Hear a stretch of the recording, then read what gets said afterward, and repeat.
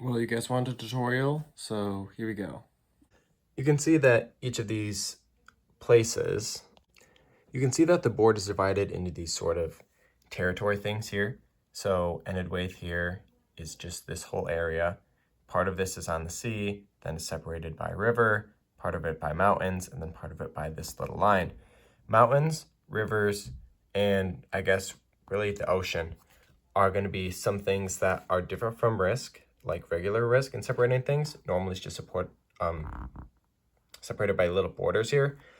And that's what a lot of them are. So like over here where there's less rivers, there's almost all just regular borders separating these places, such as in here. Occasionally there will be little lakes. That's usually not important because you can only just attack past them. Besides up here, that's not really relevant. Normally if two countries border each other, so like this one and this one, you can just attack from one to another. You cannot attack if they don't touch each other. For instance, you can't attack from West Rohan all the way down to here, near the bottom of the board, because they don't touch. So you could attack from West Rohan to Gap of Rohan because they share a border. However, not all borders are created equal. Technically, West Rohan could border Valley of Erech, but there's these mountains in the way. And if you know anything about military strategy, you can't attack over mountains. It doesn't work well. So while you can attack to this place and this place, you can't attack down here because you are separated by mountains. Now, just about as important as mountains are rivers. You can see that there's a river up here that runs along this path. And you might think, oh, this doesn't do very much because it's just a border, right? And you can cross over a river if there's a bridge. But if there is no bridge, so for instance, if you want to attack from Eregion to South Downs, that's impossible. There's a river here. You could go down here and then across the river to here and then attack South Downs. But that's only because you have these two bridges that are here that you can use to cross the river. There are ways to cross mountains, technically. For example, this card says that you can attack from one place bordering a mountain to another. So if you want to attack from there to there, you can do that. But this card is part of something more complicated. That's not just ordinary Risk, so we'll get to that later. Now, the goal, of course, is to capture the whole map, or if you're doing teams, for you and your teammate to capture the whole map. You can also win if the quote-unquote timer runs out, and that would be the Fellowship of the Ring, which starts in the Shire. The Fellowship is represented by this nifty little ring thing here, and at the end of every turn, it moves along from one territory to another, and once it reaches the end here in Mount Doom, the game is over. Now, it's a little more complicated than that, and we'll get into that a little bit later because that's obviously a little more complicated, but that's just to show that there are two ways to win, either conquer everything or wait until the timer runs out. Now, in order to conquer territories, of course, you have to have soldiers to conquer those territories. And they're represented by these pieces. You can see that they come in fairly large bags. There's a lot of them for good reason. And there's not really any major difference between these besides how much they're worth. So these will be your standard soldiers. Every time you see one battalion, or you put in one battalion, that's one of these guys. There's the Elven Archer and the Orc Soldier. Those are each worth one. Now, if you have 3 Orc Soldiers, you can replace them with a Dark Rider. It gives you no tactical advantage besides saving space. So if you have, let's say, 3 soldiers in here, and you just want it to look a little bit cleaner, you can take them out and replace them with a Dark Rider. And the same is true for the Elven Archers and the Riders of Rohan. If you have 3 of these, you can replace them with a Rider of Rohan. And if you have 5 soldiers, you can replace them with either a troll or an eagle. Again, no tactical advantage. It's just so that it looks cleaner on the board. And you may run out of the ordinary soldiers. This has happened to me before. Now, there are also the shield pieces. They're called leaders, and keep that in mind because they're one of the most important pieces, even though they don't have a point value. More about that later. Now that you know about the pieces and how much they're worth and the board and movement on the board, I'm going to show you how to set up the game, and then we'll do a short playthrough that'll show you most of how the game works. At the beginning of the game, you'll be dealt a series of cards. Because there are 4 players, you'll have about 16 cards, which will be 16 territories, and you will put one character on each of the places where you get a card. So for instance, if I were to draw Belfast, I would put one character here. If I had conned in Borderlands, I would put one there and up here. You may notice that some of the cards have little things in the corner here, like those two shields that you saw earlier. This is purely for setting up the game, and if you are not the one that's setting it up, then you don't have to worry about that at all. It just designates who will get these particular territories. Some of them don't have that. They're blank in the bottom left side. They do all have these little characters in the corner. There's 3 different ones. There's the Dark Rider, there's the Eagle, and there's the Soldier. And there are some cards that have all 3. These are not relevant to setup, and we will get around to that later. Now, while the cards are being dealt to you, I suggest you set out the number of soldiers you'll need to put on. For 4 people, it'll be 45, so most of the time you'll be getting 45 people out. And that is because the people that you put on your specified territories will come from that stockpile of 45. That's going to be your original army that you start with. Now, let's say I'm setting up for green, and these are the cards I'm dealt. That means for every one of these territories, I'm going to put a soldier in one of those places. And boom, this is all of the claimed territories that green has. He will not start with any more, and there will not be any empty territories after setup is finished. Now, here's the board with all of the places claimed. It still looks a little bit empty, but not for long, and this next part might be the most important part of the entire game. Each player will roll a die to determine who goes first. One player got a 3, one player got a 4, one player got a 1, and one player got a 1. That means that the player with a 4 goes first. And what they do is they get to place 2 of their remaining battalions anywhere on the board that is in their territories. That means they can either place 2 of them, say, in this territory, or they can put 1 here and 1 here, or they can put 1 here and 1 all the way on the other side of the board. It doesn't matter. It's just a matter of strategy. But now it's time to introduce 2 features completely unique to Lord of the Rings: strongholds and leaders. Both of them give you a +1 advantage to your highest die roll when attacking or defending. Well, that's this one. And this one only gives it when you're defending attacks into that territory. That will come up later, but it is vitally important to protect these strongholds, as they will be one of the most powerful ways to keep territory. In addition, each of these different colored places, for instance, Mordor, Harad, Gondor, all of these are different continents. And then, as you can see, there are several different continents.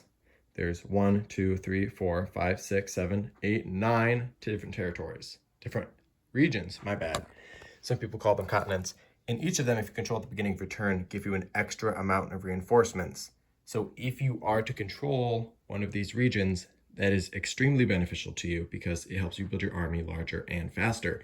So it is also extremely important for when you're putting people into these territories to consider what is the best way for you and your teammate to maximize both territory, strongholds, and continent control. Now, the thing about these leaders that I mentioned is that they can give you a +1 advantage to your highest die when you're both attacking and defending, but they also can move around with your soldiers, so they're not confined to one place like a stronghold. So let's say you were to attack from this territory to this territory with this leader, you can move that in and you can use it to continue attacking and attacking and attacking. And wherever you leave it, you can use it to defend with +1 to your highest die roll. Also, if your leader, an army with your leader, captures a place with one of these black territories, or territories with a site of power, which is indicated by this black sign, or a stronghold, that's a house rule. Technically, it's not within the actual Lord of the Rings rules, but that is the way that we've taught everyone. You get to draw a special card. And here we are again. We're to these cards, such as going under mountains. You can attack, get extra battalions in territory being attacked. You can get extra territory cards at the end of your turn. You can appoint second leader, which it's extremely important because your leaders can be killed if the territory that they're in is conquered by another army. These are a huge bonus to the game, so it is extremely important to keep your leaders protected and aim for these places, as they will give you much needed momentum during the game. Now here's an example of what the board might look like after everyone's taken turns putting 2 people in their territories. And then obviously it's not the best strategy because I'm laying down for all 4 and for the sake of time. But you can see that there's some strategy. For instance, red's goal is to take control of this continent and keep out the invading army. Yellow strategy might be here to take out, even though it's their teammate, the remaining people in this continent to get full control and get extra people at the beginning of each turn.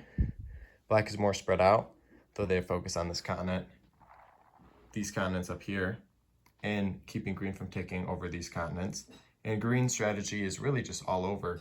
They have some people up here, they have some people down here, they're holding off people down here. It's really dependent on what your strategy is and what your opponents do. And you might notice that there's a lot of empty areas here.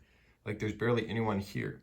There's barely anyone here. That's just because depending on who you're playing and how the setup goes, there might just be some really big battles and then some places that are not contested at all. Now, because black won the die roll and they placed their people down first, they also get to have the first turn. And how many people they get at the beginning of the turn is calculated by a couple of things. First, look around. Are there any continents that they control completely? No, not yet. Because they don't get any points for those bonuses. And then the second thing you look at is how many territories do they have. Now, this is the beginning of the game, so everyone starts out with 16 people. In order to calculate how many people you get off of that, you divide 16 by 3 and then discard the remainder. So black gets to put on 5 people at the beginning of their turn, anywhere in any of their territories that they want. Now let's say black wants to take over this region down here. That means that their armies here have to move across and defeat all of the rest of the armies in those territories. Now remember, armies can attack whether if there's a land border here or whether there's a bridge across a river. That means that this army cannot attack this place or this place, but this army down here can. Now in order to determine who wins the battle, you have to roll dice, 1 for each person that's attacking and 1 for each person that's defending. And you can also add a leader bonus. There's a nifty little thing over here that you can use to see how many people each side can use.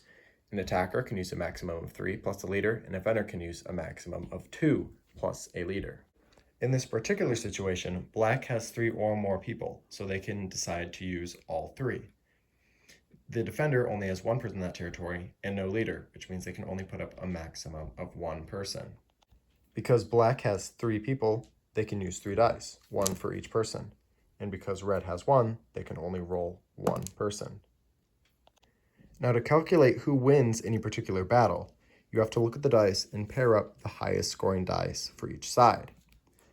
The 5 is greater than a 2, so the black, well, even though it's red, the attackers win this particular battle. The other dice are discarded because there is no use for them, because they're not fighting anyone. And thank goodness too, because they were only snake eyes. Now technically this 5 is actually a 6 because we're using a shield or a leader to attack that territory. But just as a hypothetical, let's say that both teams had rolled their highest die as a 5. Now because it's a tie, the black side wins because in a tie, the defender always wins. It's a weird scenario and it took us a while to figure it out and reread the rules again. But if you have 2 dice of equal value, then the defender will win. However, because there is a leader, this die is instead a 6, which is greater than a 5, and therefore the attackers win this battle. This means that the defender is now removed from the board and the attacking army can move in 3 or more people into that territory. They always have to leave 1 behind because no territories can be unoccupied. Because they attacked with 3 people, they are required to move in 3 soldiers. Now they may choose to move in everyone and their leader except for 1 person so that they continue their attacks. However, they're not required to, and they may leave these people behind. Now important, this is a house rule. If you attack with a leader and the leader is required for you to win, for instance, if 2 5s were rolled and the only way you could win was if your 5 was a 6 due to the leader bonus, you have to move your leader in. Otherwise, and this is the house rule part, you may leave your leader behind. Normally you have to declare whether you're using your leader or not, but we have found that that has caused a lot of uncomfortable scenarios where people just forget to call it out and it causes a lot of arguments. So if it is not required for you to win, you may either move your leader in or leave it behind. Now, of course, you can just keep attacking if you want to. So let's say that black attacks green over in this territory. and these are the dice rolled. A 4 and a 4, a 2 and a 3, and a 1.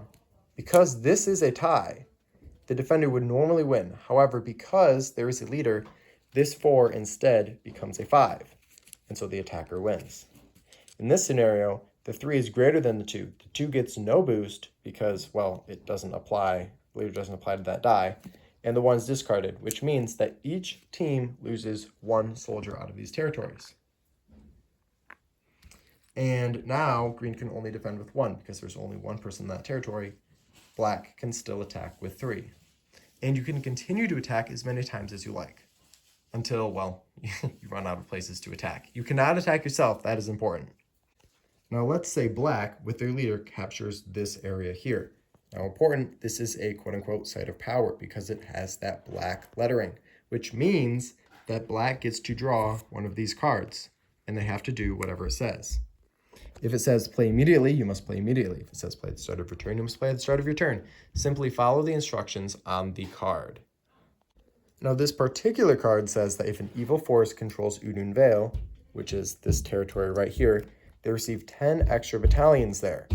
This is really uncomfortable for black and or red because red is trying to take over this continent, but black has to, regardless, put in 10 more soldiers into that place.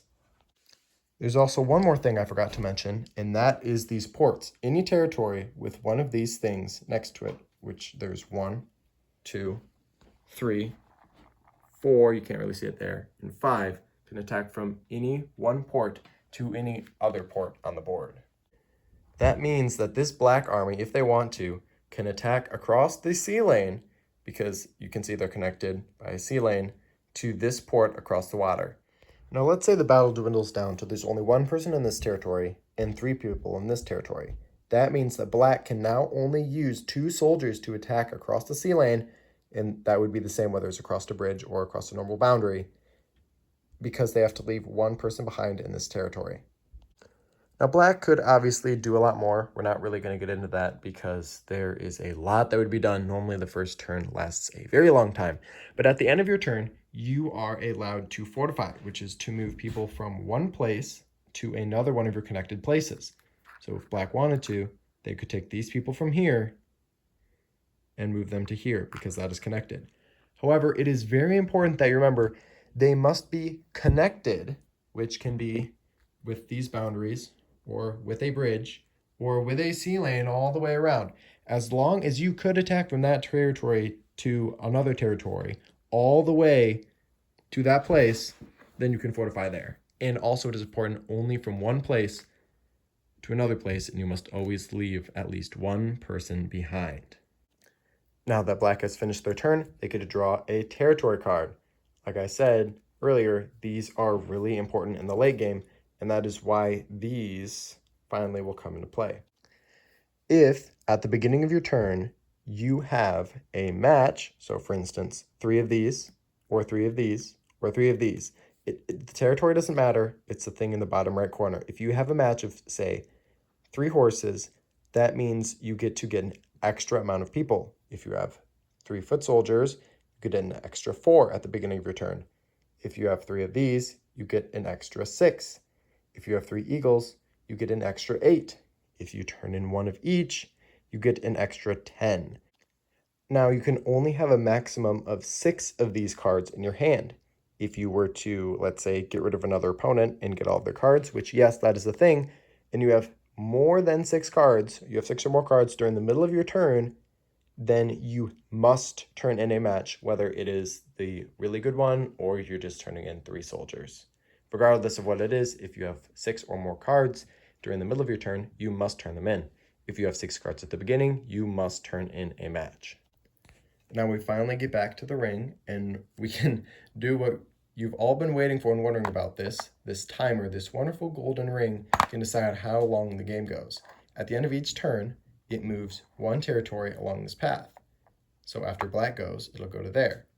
After the next player goes, it'll move here, and it'll follow this path all the way down until it reaches Mount Doom, all the way down there. However, if you get in a territory with a die like this, that means the Fellowship must roll greater than a 3 at the end of your turn in order to progress to the next territory. So if you were there and it rolled a 1, you would remain in this territory until the next turn. Eventually, when the ring gets to Mount Doom and the players roll a 4 or greater, the game is over. And whoever has the most territories, or whichever team has the most territories, wins the game. Now, just a couple more things before we're done. First is this type of card. This is one of the power cards that you can get, and you can only use it when you have a leader in the territory that shows this thing. So for instance, if red had this card, and they wanted to be able to use it, they would have to get one of their leaders into this territory. Upon getting it, you can use the ability that it says on the card. For instance, if it is an evil army, they get 4 extra battalions. Anywhere it says on the card, this one just says in Eregion, which is this one territory right here. Some say anywhere in a continent. Some say, well, there's only one. If you get Mount Doom, anywhere on the board, you can put those extra battalions. And you can cash this in as soon as you get a leader to one of those places, whether you're conquering it or you already owned it and you fortify a leader there. Now here's some very controversial house rules. The first one is this kind of card, where it says draw the top 3 territory cards. We have always played where if you are to get one of these cards, those 3 territory cards go in your hand. And then each of those territories receive 3 extra battalions. You do have to reveal them, but they go in your hand. And then these kind of cards that you are choosing to stop or move on the Fellowship, you are not required to play when it says. For instance, if you are a good character and you see play after the Fellowship rolls to die to leave Gorgoroth, if you want them to move on more easily, you don't have to lay that card. That goes for all of these cards. And then there's this card here, play after declaring invasion from one territory next to a mountain range to another one next to the same mountain range. The card in the other Lord of the Rings game says from one mountain to another. We play with this version of it, where if you are connected to the same mountain range, you may attack over that mountain range.